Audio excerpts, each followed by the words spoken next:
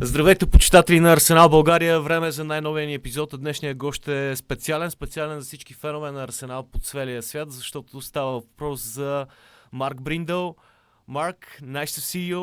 Welcome to our podcast, to the way to communicate with all of the fans in Bulgaria, to Arsenal fans, of course. You're the man who is the biggest connection between the club and the fan clubs all over the world. Yeah. So I'm really grateful to have a conversation with you right now. How are you? Yeah, I'm good, and thanks for inviting me, Dan. It's an honour and a privilege to be on the podcast, and hello to all our supporters in Bulgaria that's listening in. All right. Is it because the last day of the Premier League was 2 days ago, but do you have still a lot of job? Yeah, so that's a good point.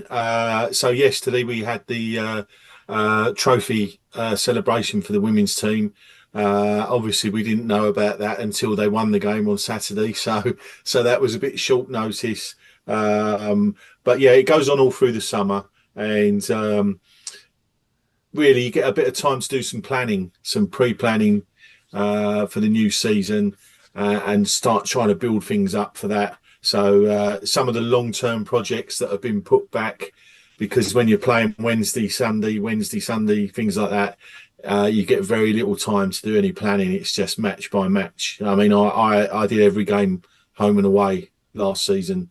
So yeah, it was a long season. When you can take actually a week off, when you can go to a holiday or something like that. Yeah. So, well, funny enough, I got confirmation on Friday that I'm going to the tour in July, Right. which some people seem to think is a holiday, but it's not really. It's so that's July the 19th we go on that. So I'll be getting some holiday in between now and July the 19th, and I might get to see some of my other love, which is cricket. I know that's not a massive sport in Bulgaria, I know, but yeah. So and hopefully we'll get some sunshine. It's not very sunny at the minute. First of all, I want to say you're really popular among all of the Arsenal fans and in our fan club. But at the beginning, I wanted to ask you if it's okay for you just to, for all other of the people who gonna watch this video and they're not familiar with the fan club structure, to introduce yourself with 2 sentences. Yeah, so my official title is supporter liaison officer. Now, this is a role that was developed a few years back now, and UEFA basically say that every club has to have a supporter liaison officer. So the way I describe it is I'm like the front of house, so direct link between the club and the fans. So that's why I'm at every game. If we have any problems at any matches, and then I work with the teams that are coming to visit us, and when we go to visit them at matches. Part of my role is to look after supporters clubs. Not every SLO does that around the world, but it just happens that at Arsenal it's my role. So that's part of that. I also really I'm the main link between various different departments of the club to the supporters. So, for instance, if a new partner comes on board and they want some supporters in wherever, Bulgaria, for instance, then I'll be the man that they'll come to and look to put the two together and things like that. So yeah, it's a very, very wide-ranging job. And yeah, no 2 days are the same, which is obviously good. And you know, I love the club. I love football. So you know, it's a dream job in a lot of ways. The only thing you have to put up with is a lot of moaning. Yeah, it really sounds like that. And yeah, of course, probably it's really tiring you that you're traveling all over the world, but in the same time, it's really a great experience that you're facing. Yeah, it is good. I mean, the club really look after us, you know, and a lot of people say, oh, you go to all these exotic places, but the thing is, when you go to a Champions League game, you fly in, you get to the hotel, you normally have something to eat. Then the next day, you're at the stadium all day long. You go back to the hotel, and then you fly home. So I've been to all these cities and not really seen a lot of them, So what I've been doing in my sort of in the summer months, and when I get some time off, is I've been going back to a few of the cities that were, I really like. So we went to Seville last year on holiday, and so get to see them a little bit more. So yeah, one day I hope to be out in Sofia, and to have a better look at it then. Yeah, also you can visit the seaside. We have there is a city also called Varna, which is near the city side and the seaside, and there is also a big community of Arsenal fans. But all right, I want to ask you, the first thing is, let's start from the beginning. And when did you find your passion of Arsenal? In which moment of your life? How old were you? And was there a big game or a football player? Yeah, I think well, it's quite a long story, but my granddad, he lived in a part of London that is mainly a Millwall area, but he grew up in the 1930s, and my granddad was a great storyteller, and I used to go around there on Saturdays when I was little, and he used to tell me all these stories about the war. And also the 1930s Arsenal team, the great Arsenal team of the 1930s. And he used to tell me stories about Ted Drake and Cliff Bastin and Alex James. Alex James was his hero. So it was in my mind, and started getting interested in football. And at the time, Chelsea had a very good team.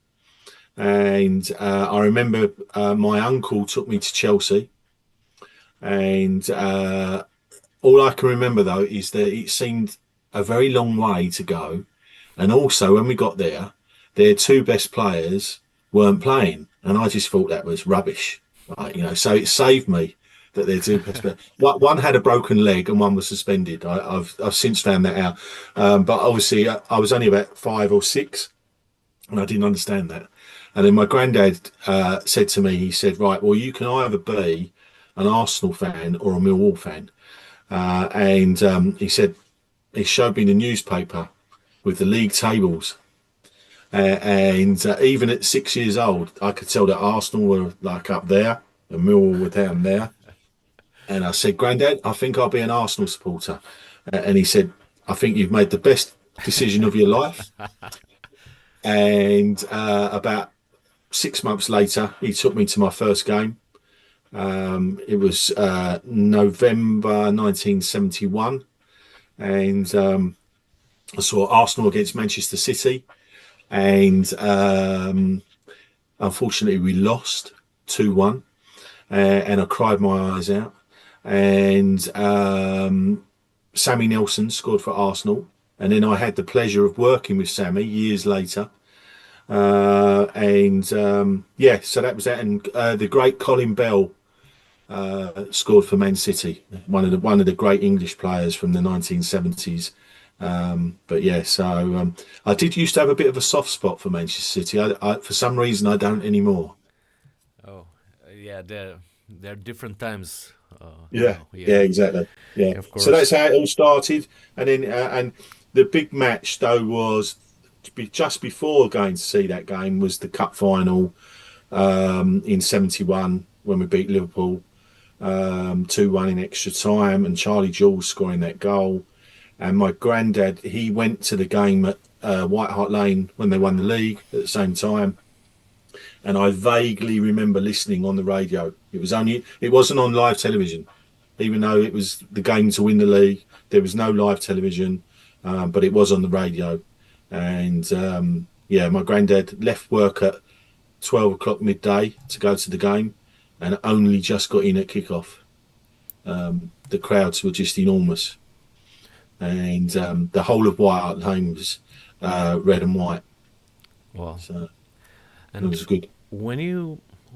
in what part of your life you decided that you want to make Arsenal something more, to become a part of a fan club? I think you were part of Sussex fan club, or Essex. Essex. I'm sorry. Yeah. Sorry. No problem. And when you decided that you want to go to be a part of a bigger family, not just to be alone and watch the game or to go to the stadium. Yeah, I think when I left school, when I was 18, I was a bit of quite a shy person, and I started going to Arsenal more regularly, and I found a bit of a family. People. The great thing about Arsenal is that it accepts everyone, and I was a shy lad, didn't really know a lot of people, and I just felt at home there straight away, really, on the terraces, and so it grew from there. And then in the later years at Highbury, there was a group of us. I got involved with the Fans Forum when Arsenal launched the Fans Forum. We were one of the first clubs to do that, and then there was a few of us on there, and we basically wanted to sort of try and get the atmosphere going a bit more, and be a bit more organised. So I felt, the Fans Forum, and as it turned out to be Red Action, was a good way of giving back to the club that had given me so much. And it just sort of grew from there, and we got involved with organising TIFOs and things like that. And although I don't think we called them TIFOs then, I don't know what we called them. But so it was just my way of giving back. I've always enjoyed sort of doing things voluntarily, and it just sort of grew from there, really. So you were like 18, like this? No. So I was 18 when I really started all right. going regularly. But I suppose it was when my early 30s.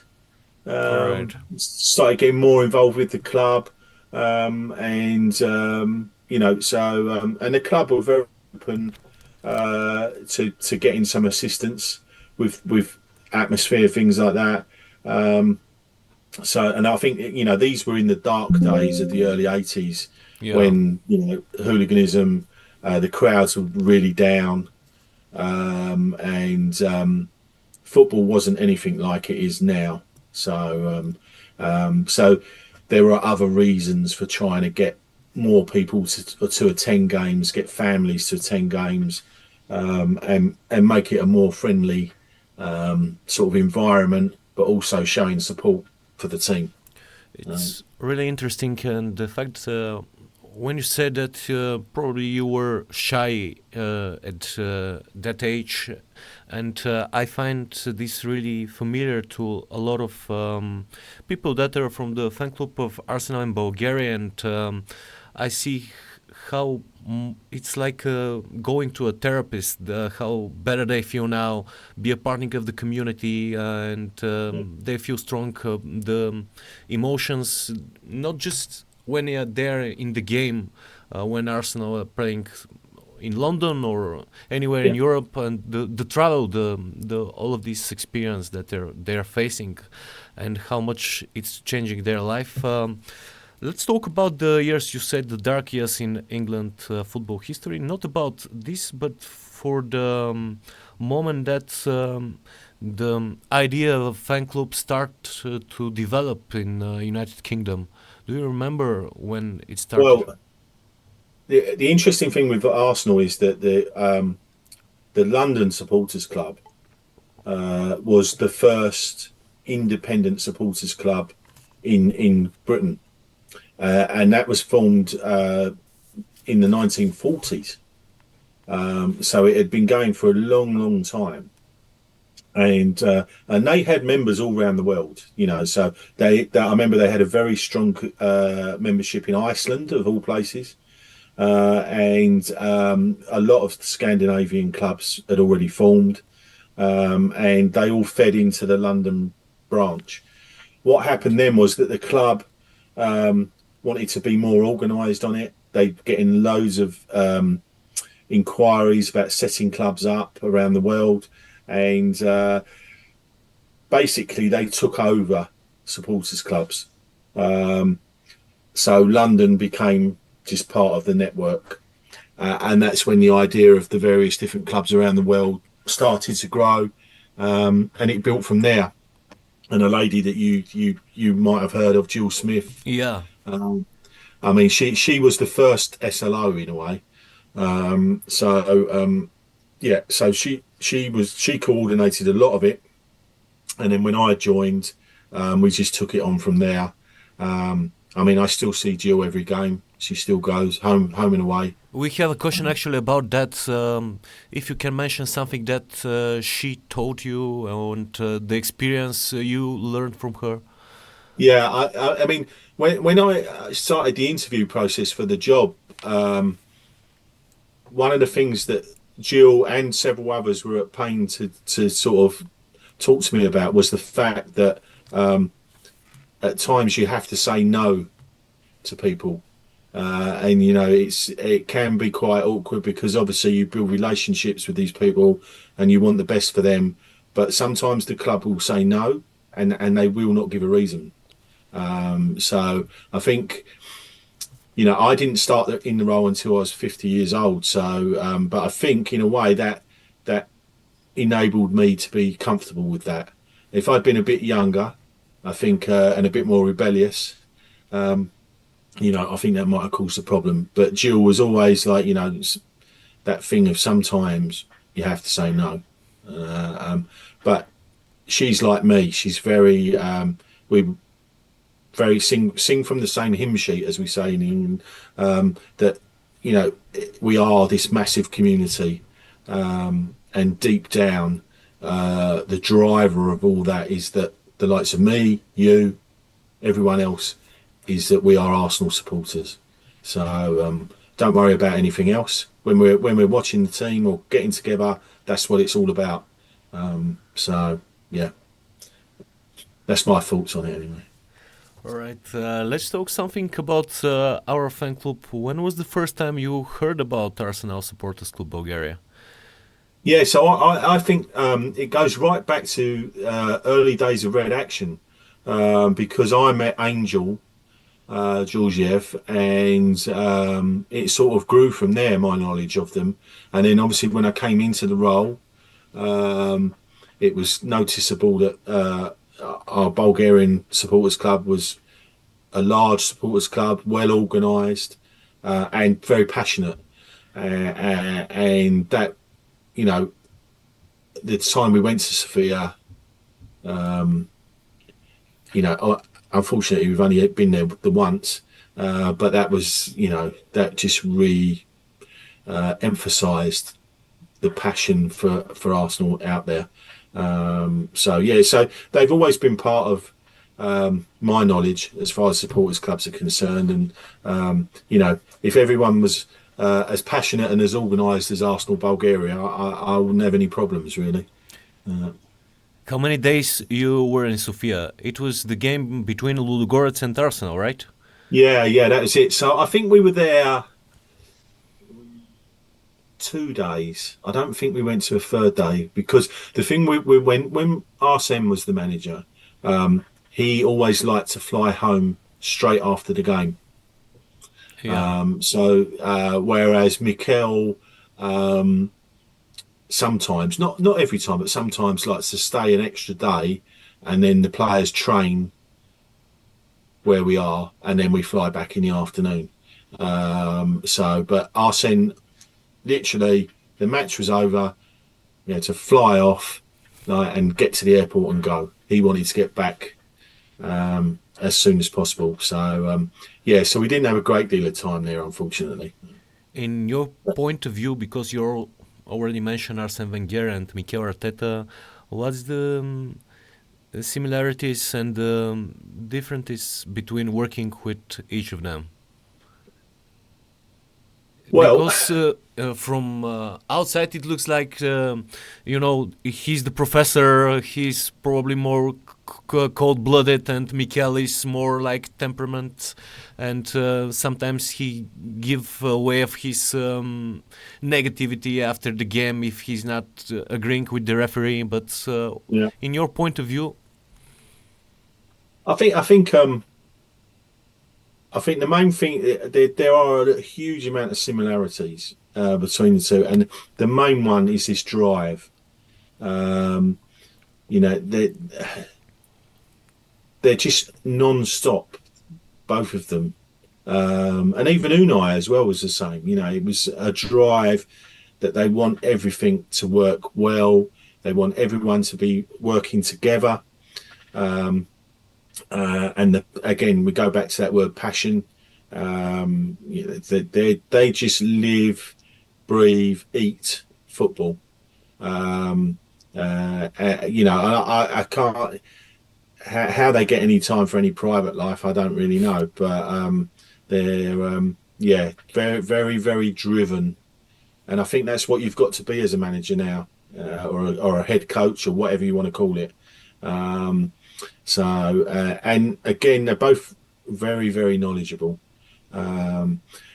Arsene, I think it's well known. You could talk to Arsene about anything. Not that we got that much contact with them, with either of them really, because they're at London Colney, and we're at Hybרי Haus, and really you only see them on match days. Now on a match day, they're there for one reason and one reason only. They're not there to have a chat with you. They just want to make sure that everything's going right and get it done on the pitch. But in a few little chats I've had, both of them very, very interesting men, and they just want what's best for Arsenal Football Club. And the greatest football I've ever seen played by an Arsenal team was under Arsene. So I know at the end things became a bit toxic, and it caused a lot of problem within the supporter base. But I wouldn't have a bad word said about the man. So he's genius. Football is really changing sometimes. Now sometimes it's more like you're watching science or just a great movie on Discovery Channel, and before it was more about art, but it's something normal. It makes me laugh, some of these people who on social media and that, and talking about tactics and things like that. They haven't got a clue. They don't know what they're talking about. I've done my coaching badges, but I watch it now, and some of the stuff that's going on, you just like, I really don't know what's happening, and the way they train. So when you see these people on social media, and they're the sort of people that we used to go to the pub after the game and have a chat, and everyone has their opinion, but when you walked out of the pub, that's it. Now it's all on social media, these people there, and the thing is, it's all about their own egos. It's nothing to do with the good of the club or anything like that. So they generally drive me mad, these people, but and you have to find your own way to enjoy the game, I believe. And for example, the second game against PSG, in the first 30 minutes, we were playing so beautiful, active defense, and give them a really hard times, that I was enjoying this style of football as well. If we have Lamine Yamal in our team and see him dribble, our pressure was so beautiful that the pleasure, I think, was the same for me, actually. But let's talk about. I know that you believe the true Arsenal fans would support the team if they were in the championship as well. But if we have to be honest, the football in nowadays, it's really a business. So sometimes for the fan base to grow, you need to have these trophies and success. Is it hard for you to grow the fan base and to give the people confidence that are not so, how to say, loyal to the club. Yeah, so I think you're always going to get the loyalists, no matter what. But I think you've already said it in that football's changed, and the Premier League has drawn in lots of people from around the world and the UK, and they want to see winning football teams, and when you're not winning stuff, that does make it harder. But I think Arsenal have got a bit of a sort of a different story in that,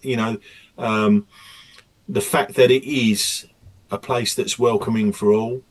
And you look back through the history, we never had any problems with racist behaviour, things like that, like other London clubs that, maybe would probably be considered bigger than us as far as winning trophies are concerned now. But so, I go back to that, and I think that different story. And I notice when I speak to people from all around the world, different supporters, the amount of knowledge they've got of our club is just incredible. Right, they ask me questions, and I think I know quite a lot about the history of the club, and I'm just like, I'll have to research that for you, and just like so. So I find it astounding, and I think that slightly different story. It is about trophies. Yeah, we want to win trophies, but it's not all about trophies.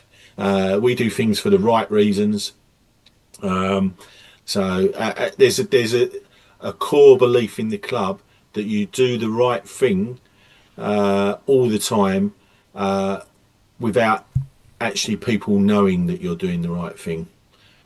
So by that, I mean, you make the decisions for the right reasons, and people might never even notice that you've done it. So you don't do it for the glamour or the acclaim or whatever. So that's one of our core beliefs. And again, it's a balancing act between, the club has got to make money, but and I think it's part of my role to keep that in focus, or try to keep it in focus, that we need to do the right things, and not necessarily base everything around the money.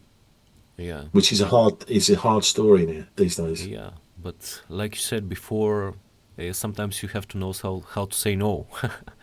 Exactly. Use it on the right time. We have this question, which is a little bit funny, but have you ever seen, when you were in Sofia, a bigger banner of Wenger before? No, that was fantastic. And the other thing I remember about it is that I remember talking to the guys, and we're very used to our supporters turning up with about half an hour before kickoff because they've all been in the pub. And your guys, that huge number that we had from Arsenal Bulgaria, they were in there about 2.5 hours before kickoff, and we was just shocked with and making a noise right from the start. So it was a really memorable trip, and Ozil's fantastic goal that night as well. That just it sticks very much in the memory. That I think Ozil himself says that this is the most beautiful goal that he have ever scored. It was a beautiful goal. I think that's the correct words. Actually, I was in this game, but I didn't buy a ticket for the away sector, but I tried to buy a ticket close to the away sector, and there are like thousands of people around me doing the same thing. And for one point that the police helped us just to become one really huge sector of Arsenal fans. And do you know, actually, after this game, Ludogorets change their stadium where to play the games from Champions League or Europe League, because on this game against Arsenal, the support of Arsenal was so big that Ludogorets didn't felt that they were playing a home game. So no advantage. Yeah. I mean, actually, I was quite surprised. I remember being quite surprised that it'd be relocated to Severe, and So because it does. You want to play at your home ground, don't you? So I understand them, but Arsenal is bigger than Ludogorets, so they have to manage with it. All right, I have another question for a key member of our fan club, and he's asking that last year there was a group visit for the game against Chelsea, and Arsenal won 5-0. I mean, there were like 25 or more fans from Arsenal Supporters Club Bulgaria, and I think it was lucky for the Arsenal this game. So the question is it possible next year for another trip like this? Because Arsenal is winning, we see this. Well, the thing is, because we do the VIP club for each home game, and obviously there's only so many home games per season, we have to rotate it around. So I think it's worth Bulgaria applying for next season, but I can't tell, or we can't tell, until we get all the applications in, and then we look at it from there. But it will come around again at some stage. And I know the guys, regularly attend anyway, and we do try and get them into the pre-match greeting for off the coaches as much as possible, because Arsenal Bulgaria make a lot of noise. So they're very good at that. Yeah, so, we are loud, right? Very good. It will come round again. Whether it'll be next season, I don't know. But we will try.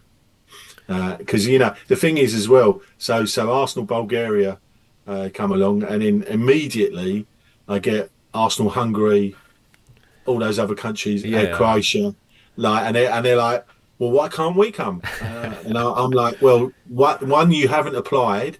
And two, are you going to make as much noise as the Bulgarians? So we've put a challenge down to them. Yeah, thank you very much for the compliment.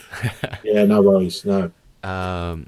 Yes, last year it was our 20th university, and Alan Smith was here, and it was like something really huge for the Arsenal community in Bulgaria, not just for the fan club, for all of the fans in Bulgaria, and Arsenal fans and English football fans, because he's something really special.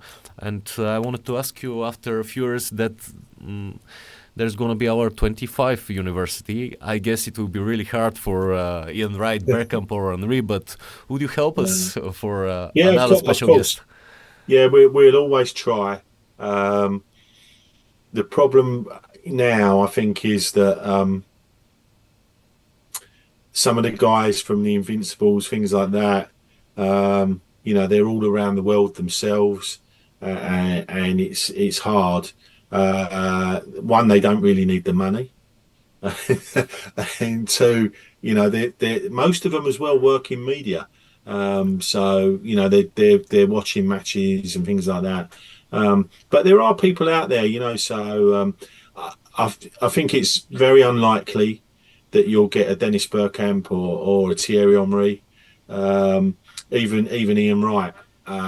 But there are other people that played in those squads. Yeah, actually, I wanted to ask you: I'm born in 1990. So, do you think? Can you guess which is my favorite player from Arsenal? And it's when I started, actually, because after that Henry became. But it's around 1999 when I started to support Arsenal. Right. And he was a winger. He's a winger. Yeah. And he's Dutch as well. Yes. Mark Overmars. Yeah, Mark Overmars. Yeah.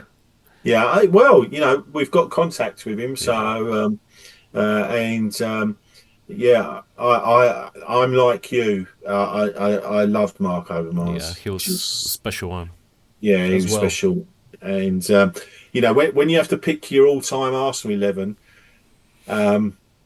It's a bit of a problem for me, that position, because I really love Mark Overmars, but you know, when you're talking David Rocastle and Robert Pires, Yeah. you're like, oh, so yeah, so It's I change my mind regularly. it's really hard because they played in different times, and to compare Yeah. each other.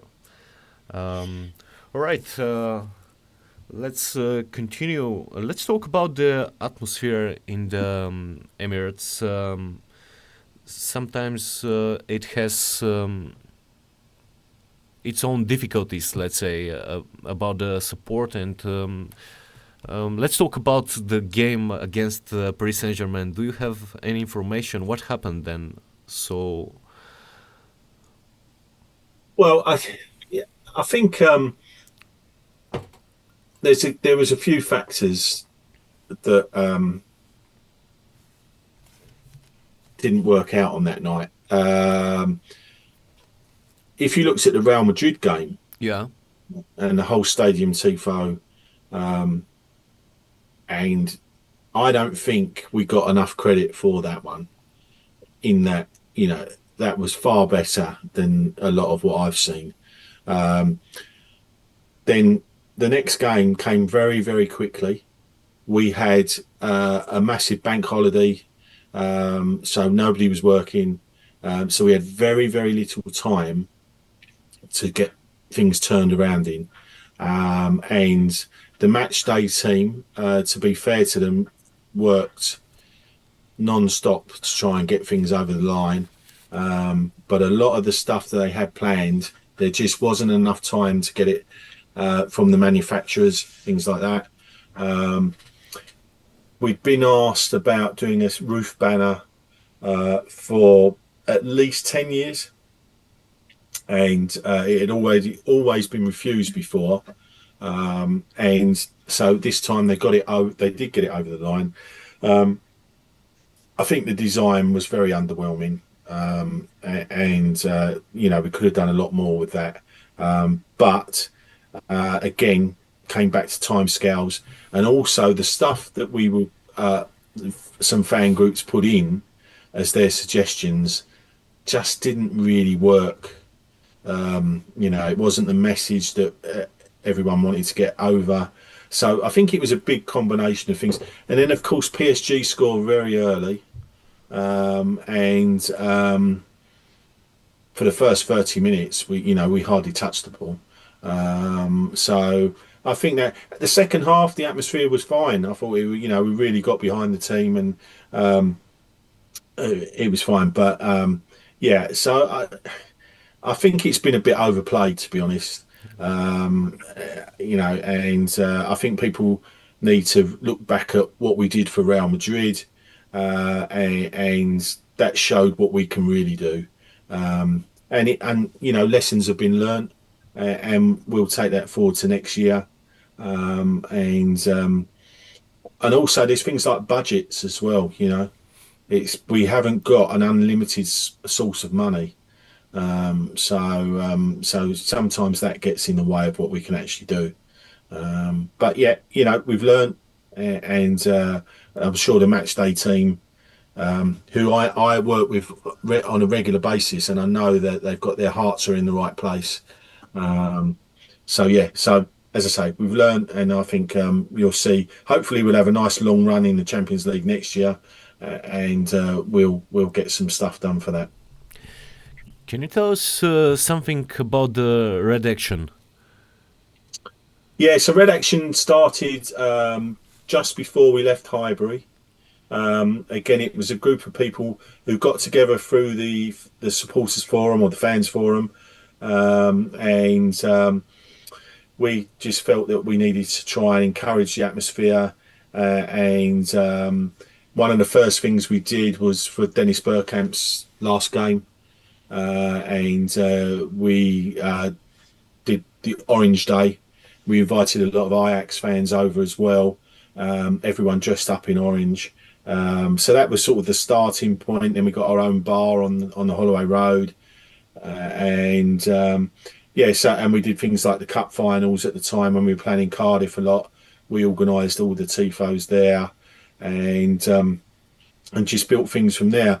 Now, you know, they're still in existence. They look after the North Bank mainly on a match day, and you know, they're always looking for help.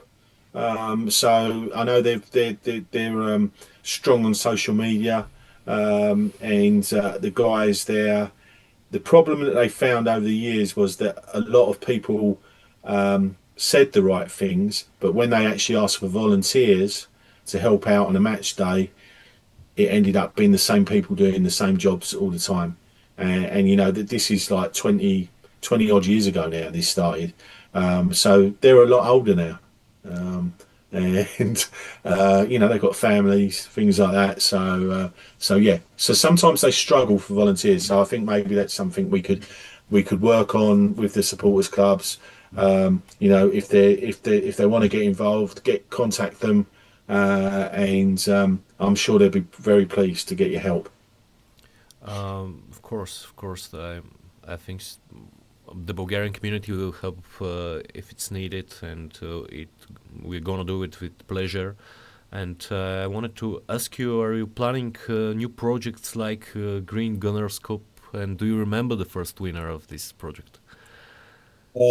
So I think that the Green Gooners Cup is going to be. I think they're going to do it again next season. Right. And yeah, so that is being developed all the time, and there's various other different ideas coming through to engage with all our supporters around the world.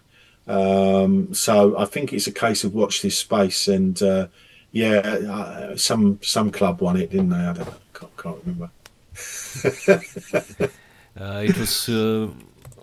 It was a Bulgarian winner, actually. Oh, was it? Yeah. Oh, well, okay. Yeah. Yeah, no, that's it. I think it was the wife of one of our members that managed to win it. And could you name a few aspects or give us some recommendation where we can improve as a fan club? Well, I think you're doing things. You know, you're doing so much anyway. You know, things like your podcast and what have you, and the books and getting players out there. So I think you know, you're an example, a bit of a leader as far as that's concerned. And yeah, I just think it's a case of, you know, sticking to the principles.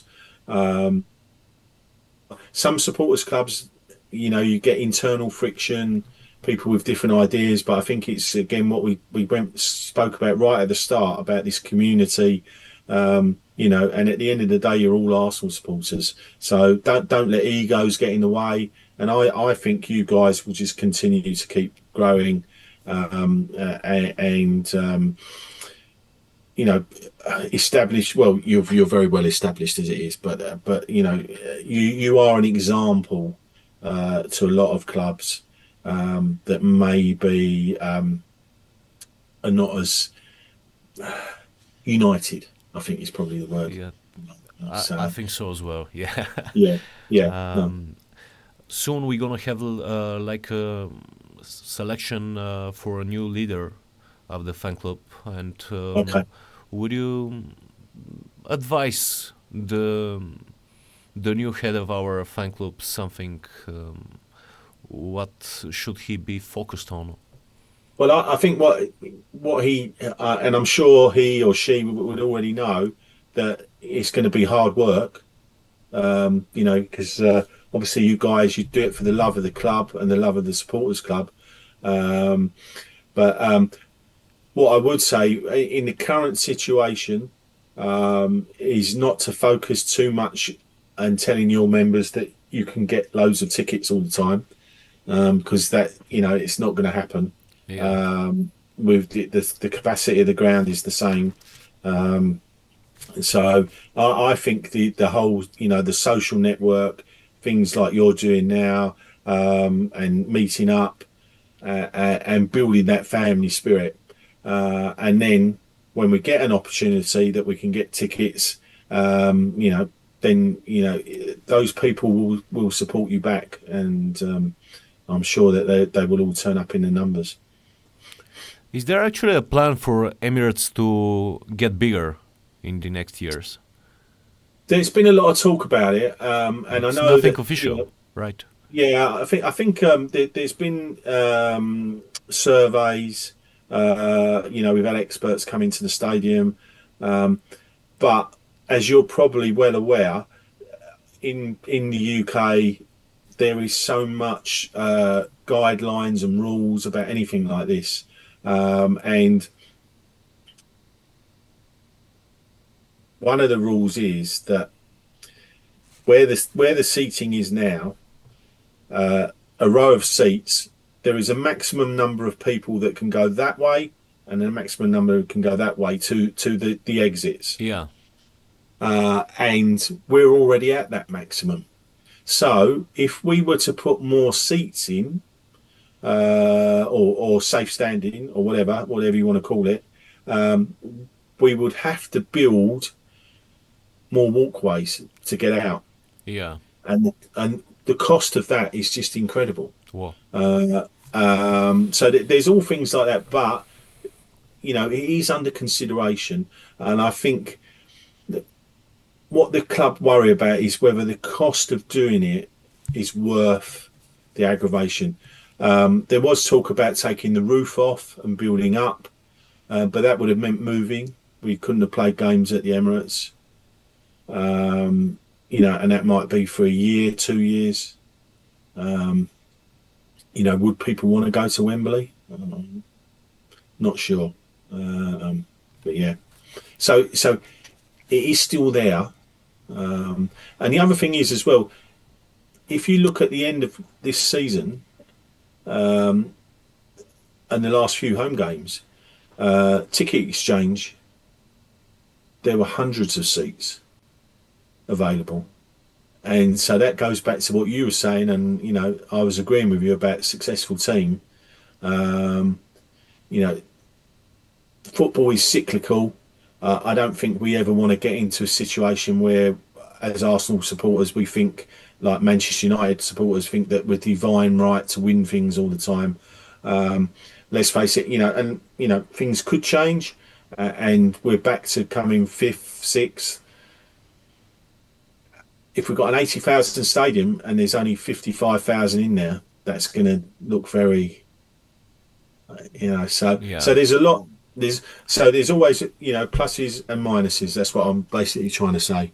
Yeah. But don't be surprised if tomorrow there's a big announcement saying, "Oh, we're going to move, we're going to extend again," and this is it. So we don't know. The powers will look at it, and they will make a decision. So it is in the melting pot, but we'll see. Yeah, we'll see. Only time will tell. I have 3 more questions, and they're from Angel Georgiev. Cool. So the first one is, you deal with a lot of supporters clubs around the world. What are the best ones in your honest opinion? That's a tricky question there. Yeah. Yeah. So I think when you look at people like Arsenal America, they're really good. The Scandinavian clubs, yourselves, Hungary. Then you're looking at places in the Far East as well. We're going to Hong Kong and Singapore on the tour, and they're already very, very organised, and they've sold. Well, the game in Hong Kong is sold out. So it's most of the countries. Australia is another one. You're talking about a massive, massive country, but they will all get together once a year. 1 year it's in Melbourne, 1 year it's Sydney, and the guys who organise that, the work they put in is incredible. So I think all around the world now, you look at it, the Scandinavian clubs were the forerunners. They've always been there, but elsewhere around Europe, America, and the Far East, we have got some incredible supporters clubs. And the great thing I like is when they come over, and a lot of these guys have never been to the Emirates. You know, I've been thousands or hundreds of times, and I work there every day. I still love going there, but to see those people's faces when they go for the first time, that is what, you know, that makes my job so much easier. When you're listening to the moaning, I sort of think to myself about these guys, and you know, we've had some really special, like, you know, when Bulgaria came for their VIP visit, but other clubs as well, you know, and some of those people, and people that have saved literally for years to come to a game, and then it really brings it home to you how much the club means to them, and how much it means to you as well. So I guess moments like this make you really love your job, but totally. Another question from Angel, which is a little bit personal, but sometimes do you miss the carefree, fun experience at matches?